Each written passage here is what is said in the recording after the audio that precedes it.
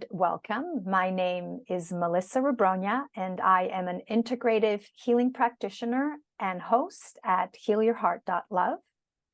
And today we have a very special guest, Anarah. Welcome, Anarah. Thank you so much, Melissa. It's my pleasure to be here. Thank you for inviting me. Yeah, I'm excited to have this conversation with you. So Anarah is a trauma-informed self-love coach and awakener at anarah.com and a facilitator and instructor at Identity Development Institute. And Anarah is Orange County based, but also Canadian, like myself. I am, eh? Yeah. And Anarah and I met through our hypnotherapy training. Feels like about 7 years ago or so. That sounds about right. Although I feel like I've known you for so much longer than 7 years. Yeah. Anarah has a background in psychology and works with individuals and groups for cultivating self-love. And you also are a integrative healing practitioner, which means you work with many modalities like myself. Yeah, and then some of the most current ones, what I notice with all of them is they go into the subconscious mind, really working with that. And the energetic body as well. Yeah. Why don't we start with how you got into healing work? What was the journey for you? Yeah, I have thought about this question. And there's so many points where we can intersect with my healing journey, or I believe everyone's on a healing journey, right? Yeah. Life is a healing journey. Yeah. I used to think it started in college, right? I decided for one of my psych classes I wanted to go on the suicide hotline. So they sent me on course to process my own stuff so I wouldn't get triggered while helping somebody else, so that I could work with, be there for them. They do that with everybody. They didn't just single me out. It's like, oh no, you really need some help. And it wasn't like that. And it was really the beginning of my conscious processing of what had happened, even though I've been studying psychology. But now I really look at it like, I think I signed up for the long haul.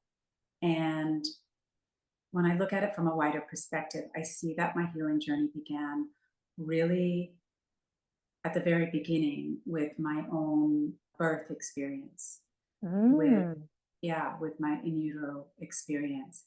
It was actually quite painful. My mom almost died during that process. Oh, okay. And almost bled out. And I was born, I was dying as well. So I was being born and then I was dying at the same time. So there was a lot of that intermingling.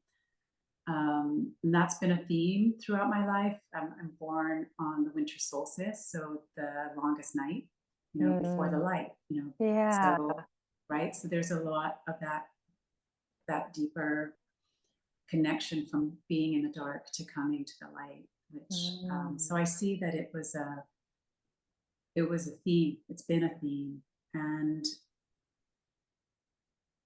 I wanted to find a way back to the wholeness, because in that birth process, because I was separated from my mom and she was separated from herself, right? She was bleeding out. So she was really out of body and not able to really be there. For me, there was no one to attach to. There was no safety or security. There was a deep sense of being alone in the world, being frightened by that, being frozen. And then learning how do I be, when we're born, we're attachment beings. We want to attach, like all of our systems are ready to attach to mom, to, be there. And when there isn't, or there wasn't for me, it was a journey that took me inward, and also to some copings of being very good, of being in my own mind, thinking a lot, being a good girl for a long time. So that was kind of the backdrop of that. I'm just curious, because you were a baby, obviously, when did you comprehend that that's what happened to you as a baby? It took a long time, because people wanted to kind of brush that part underground. I actually realized that my mom took many years, like, about 5 or 6 years before she was able to even physically get over what had happened for her, mentally and emotionally get over what had happened for her. And so it wasn't just at birth, but that was kind of like, boom, that was the impetus. And then it just was a while. So it came to me through my studies, and then asking questions about how it was. And then I would get, short answers, kind of surface, superficial, because, they wanted to not dwell on that. They wanted to not remember that part of that painful journey, Yeah. I mean, for a moment, if I imagine being your mom, I mean, I don't have children, so I don't really know what that's like, but it's, this baby almost killed me, or this child almost killed me. That in itself feels like it would be a heavy experience. Yeah, absolutely. You and I have that in common. I don't have kids either.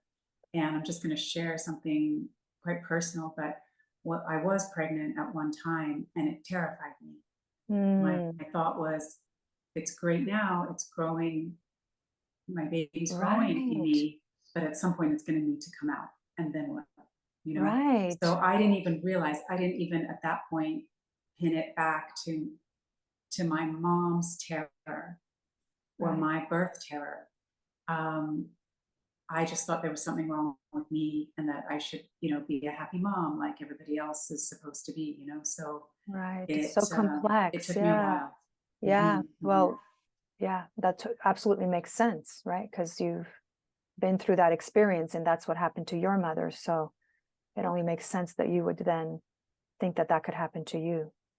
Yeah. Wow. Thank you for sharing that. You're welcome. I know you and I have both studied parts work as well, and the psyche, right? I'm passionate about, psychology and psyche, which is, the ancient term for soul as well. And believing that the parts come, when we're conceived, we're a whole, we're one whole.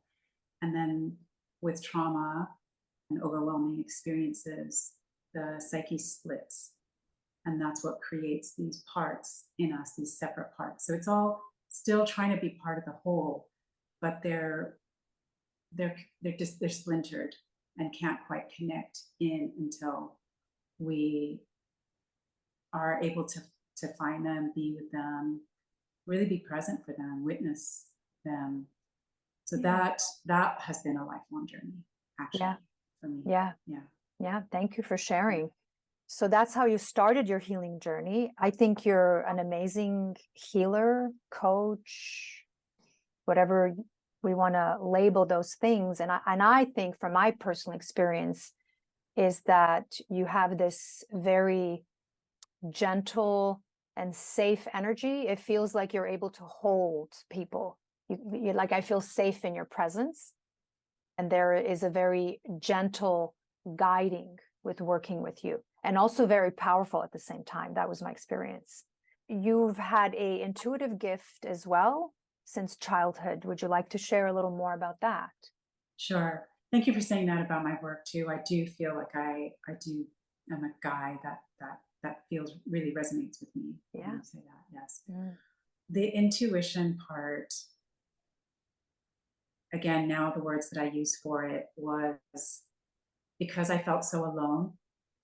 I opened myself up to experiences to connect with people or energy. Like I opened up. There wasn't anybody physically there for me. I become very aware of energies around me. So I quickly felt and saw other shapes, other beings, other energy. And sometimes it was nice, and sometimes it felt a bit scary too. Now I would probably put that in the realm of a coping strategy, but I also see how our coping strategies can sometimes be our gifts as well, and how we develop a certain part of ourselves can really hold us in a way that we need to be held at the time to get our needs met. So I am intuitive, I'm psychic at times. My friends will attest to spontaneous pieces of that, and my clients, of course. I was leaning a lot into that in the beginning of my practice, and really wanted to explore all of what that looked like. And, did the whole piece, past lives, Akashic records, manifesting, learning how to use my energy tools, manage my own chakra system, really learning all of what that was about. I really loved all that.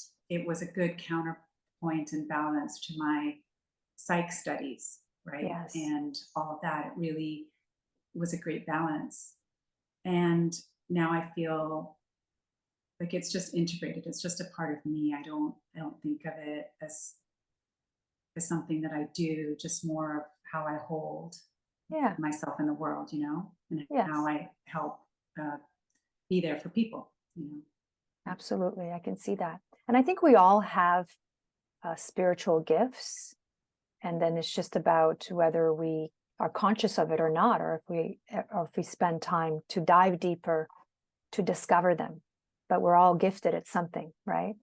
Absolutely. And I just want to say, I have experienced your creative gifts as well as your healing gifts. And, they're very powerful as well. Like you're quite amazing.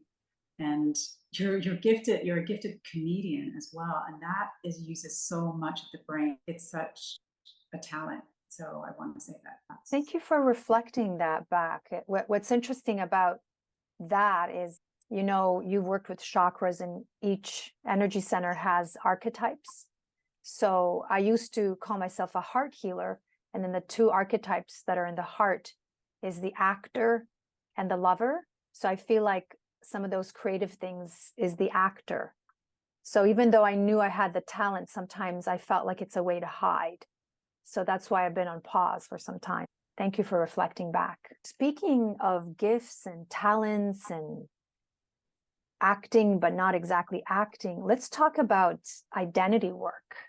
I will share that I know that you've been involved with identity work for some time, and I've attended, I don't remember how many, but a few or a couple of sessions. Well, actually, we had a one-on-one session and I attended the group session, so I've done both. That's right. And it's really something. So why don't you tell us about it for those who don't know anything about it? What is identity work? So identity development work was a term that was coined by Franz Rupert, who created the work. Identity development work has a couple of components. So there's a method to it. One, there's a facilitator. Two, there's the person who wants to have the session, the intention giver. And then there's also people in the group that can resonate.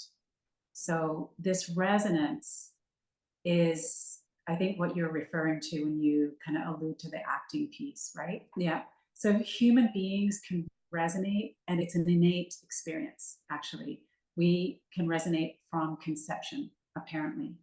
Mm-hmm. And that's the way we pick up information about our world.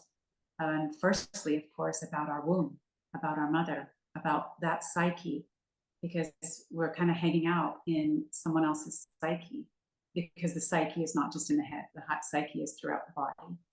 So as we resonate what that feels like, what our mom is feeling, what she's thinking, what her experience is, we grow ourselves.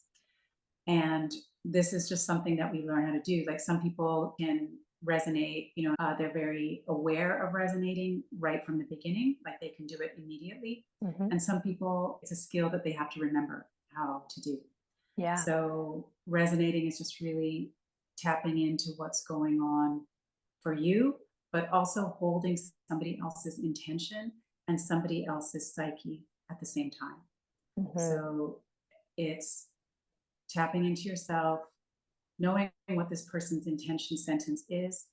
You're a part of that sentence, and then you resonate one part or one aspect or one what ends up usually being a part of their psyche, sometimes a young part, sometimes an older part. Yeah, sometimes an identification with a mother, all these different aspects kind of come up in a session. So in some ways, it's similar to constellation therapy, but a little different. Why I brought that up is just how it works is that we begin with a sentence and then everybody plays a role of one word, right? Yeah. And when you say resonating, it's almost like you're sitting with that word, and it's like in a room. So you could literally, it's really quite fun. It's almost like a drama class. And then a scene starts to develop. And then the person begins to remember an event. And then we begin to play those characters. Yeah, or the opposite happens. The person doesn't remember, but yet the resonators can pick up on something and then relay back that information to the intention giver. And then they are just resonating what happened. Yes. And it's kind of like a 3D where you can meet your psyche. So with constellation work, you're meeting your outward family, right? Your family constellation, your family of origin. Whereas identity development, you're meeting your inner self, your psyche. And you have a 3D way of being able to interact with your own self. Yeah. And it's really interesting. And in the beginning, yes, it was always done in person because there was no conception of how else it could be done. But then COVID happened, right? We realized it works. People still can pick up everything they need to on Zoom. Wow. So, okay. Yeah. So now it happens on Zoom. It still happens in person as well. So both are available.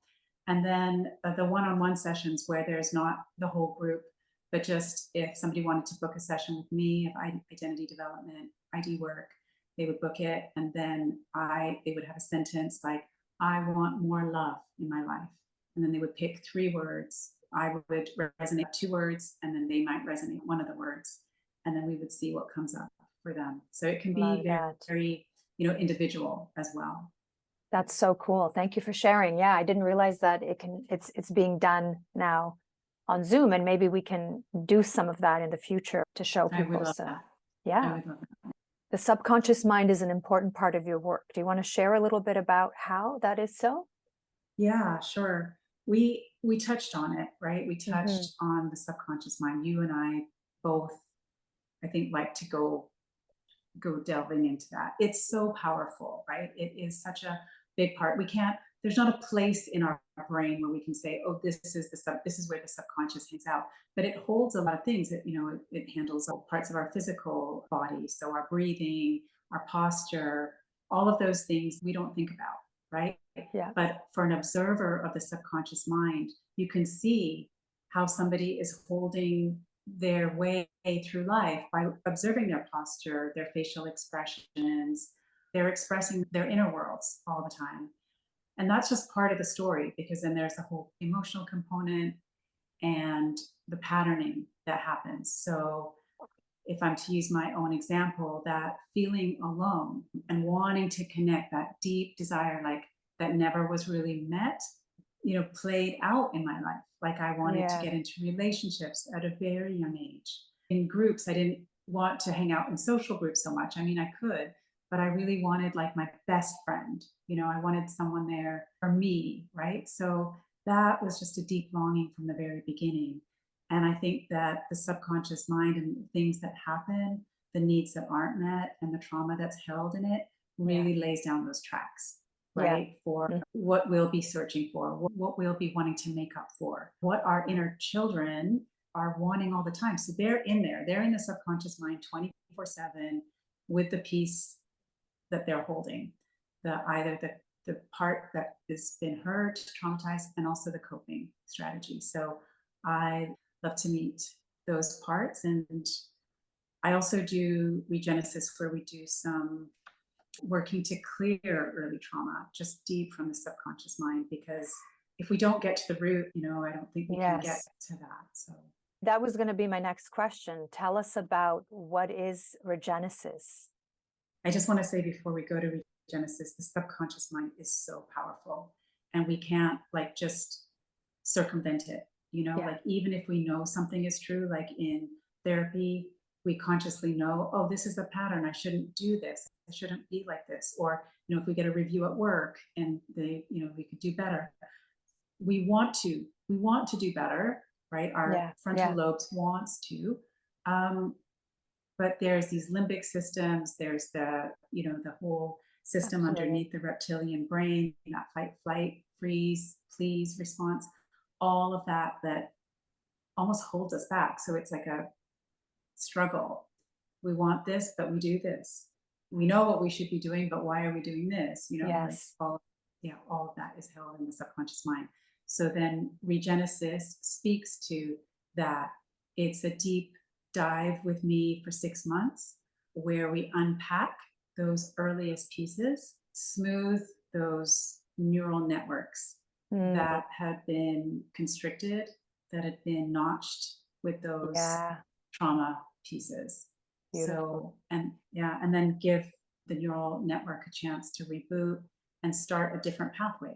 It's not a coaching program in that I'm trying to make anything happen. When we do the work, things start to happen. Change happens. It's cool that way. And then what I did notice when I started regenesis is that there was a part where sometimes people would have the same thing and it would reoccur.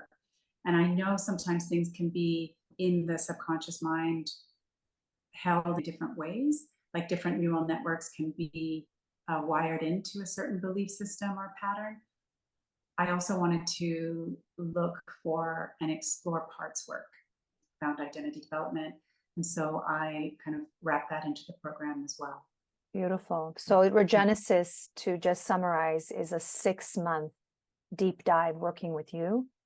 And it starts with addressing the subconscious mind and those hidden things. And it sounds beautiful and very gentle and trauma informed. Yeah.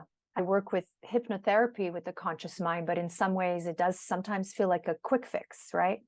Sometimes it does work in one session, but sometimes they do need to come back for one more. I like the idea of a deeper dive and like, let's take 6 months and really take our time with the subconscious mind. Yeah, I like that. I used to also want that quick transformation, let's get this out, let's get it healed. Yeah. Let's, shift this, right? Like this way. Yeah. Get rid of it. Yeah. And that's really powerful when that happens too, because, when we don't know how to do something, when we've been doing something a certain way for so long, then there's also a skill development that needs to occur. So, okay, so we're not doing this anymore, but now I don't know how to be this way in relationship. So how do I do this? For me, it wasn't in relationship that I needed skill development. For me, it was going out into the world and doing social media or advertising myself or talking about what I do, right? Yes. That was really where I was glitching.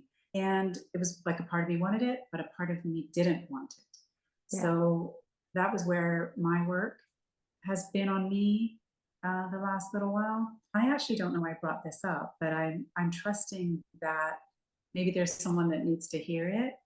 It's so easy at that point to look around and be like, everyone else knows how to do this. Yes.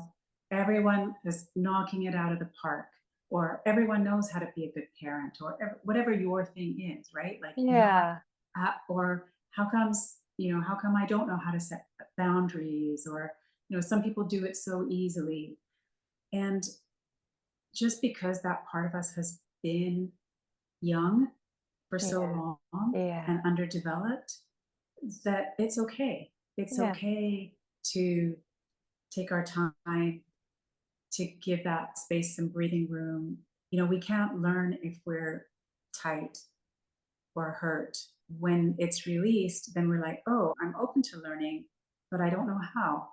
Yeah. So then the magic can happen, like baby steps, right? It's like a new world, right? The exploration. Absolutely. We talked about all the wonderful modalities and what you do, just so that people are clear, who would be your ideal client or clients?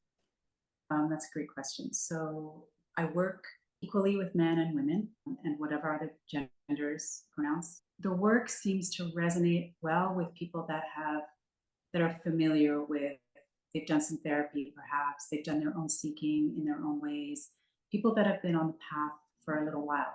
So age is not really the factor here. So I have people in their 20s and 30s, people in their 60s, but really someone that's looking for a different way and recognizes that way is not by focusing on the outside, but by focusing on the inside, and that they feel strong enough to be able to do that. Yeah, and feel trusting enough to know that that's a good next step, and I'm happy to be there and guide them into that in a deeper way. Beautiful. Yeah. And what about groups? I hold a monthly circle called Soul Cafe. So that's by invitation. There's different times where it does open up. It's part of Regenesis, and also other clients come. It's the same, where people would come and they feel comfortable with the idea of parts work and they are excited to resonate. I loved resonating as soon as I did it. I found it. I loved it because I was able to open up a lot of expression in me in a safe way. So anyone that's curious, ready to try something new, the groups are a lot more diverse than my individual ideal client. And how can people contact you, Anarah? So I recently learned that my website is glitching a little bit. So the best way is to send me an email at anarah@mac.com, mac.com, same spelling as you see here. And on my website is a phone number. And so if you want to text that phone number, those two are the easiest ways, by email or texting. Filling out the form on the website is not getting to me right now. So I'm working on that. All right, no worries. And I will post your website link as well as your email so that people can reach you directly. Thank you. Thank you. Is there anything else, Anarah, that you would like people to know about you and your work?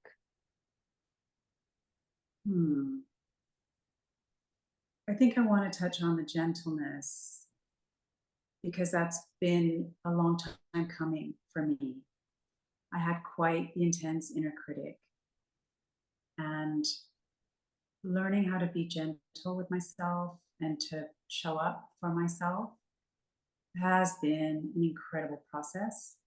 I feel now that I can call myself a self-love coach, because I can hold that space for me. Yeah. I love that. I know that you are in a loving, beautiful relationship and marriage, 25 years. Yeah, 27. 27, amazing. 27 this year. So yes, Okay. yes. Yeah. So I would say that you help people with relationships as well. So relationship coaching, self-love coach, awakening. So just maybe share a little bit more about that. Okay, yeah. There's a lot to being in a relationship. First of all, we get in, projection starts to happen. If you're not aware of that, that can be very disruptive.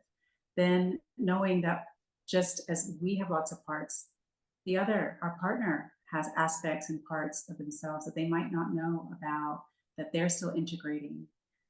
And then of course, those parts can be in the love cocktail phase, when we're just meeting, don't show up so much, right? Because our brain is very happy. Yeah. And then it's later when we get into that commitment piece that triggers can happen. And then those triggers happen on the outside, but they lead right directly to the hurt parts within us. And then our stuff starts to come out, and how to be with that in a relationship, and how to be with that even if both people in the relationship are not wanting to work on it consciously. So really, it's still individual, therapy. Yeah. I do work with couples, but it's not the end of the road if your partner doesn't want to come and do some work. Yeah. I have found that to be true. So you can still get fantastic results and the love that you need by being with you. Yeah. Absolutely. And being here. You know? Yeah. Yeah. Yeah. Thank you. So that's the gist of it. That's good to know. Thank you. Well, thank you for being with us today, Anarah. Hopefully we'll have you back for more. I would love that. I would thank you for having me. Like I said, I feel that there's a whole spiritual aspect of me, which like we talked about. And there's some stories that I have about that for anybody might be on that journey as well. So yes, I would love to be invited back on that. Beautiful. Yay. Well, thank you, Anarah. Thank you, everyone, for listening and watching, and we'll see you again. Thank you so much, Melissa. You're awesome. Thank you. You're still